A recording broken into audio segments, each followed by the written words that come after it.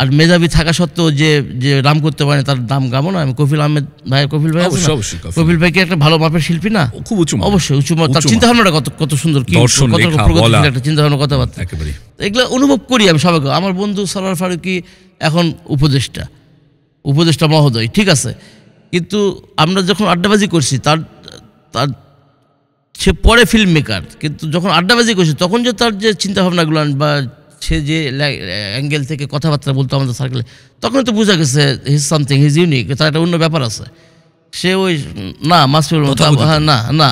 তারপর এই যে মেজবাহুর রহমান সুমন, আমার আদরের ছোটো ভাই, ওই যে হাওয়া সিনেমা যে করেছে, সুমনের অ্যাঙ্গেলটা, সুমন কীভাবে দেখে, সুমনের দেখাটাই তো অন্যরকম।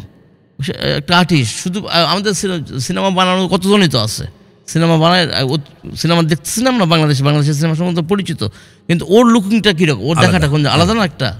তো এরকম ওদের গান বা এখন যারা মিউজিশিয়ান তারা ভালো করছে। সবাই চলচ্চিত্র পরিচালক হাসিবুর রাজা কল্লোল, হ্যাঁ, কল্লোল ভাইয়ের সাথে আপনার একটা বিশেষ স্মৃতি বলেন কিছু।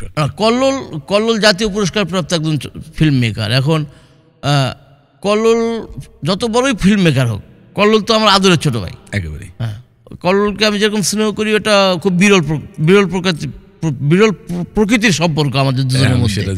আমরা দুজন যেরকম দাদা নাতি, ওইরকম আবির কাজের ক্ষেত্রে আমি আবার ওর কাছে স্টুডেন্টও বলতে গেলে, তাই না? ওর কাছ থেকে শেখার অনেক কিছু আছে, ওর অ্যাঙ্গেলগুলো চিন্তা ভাবনা।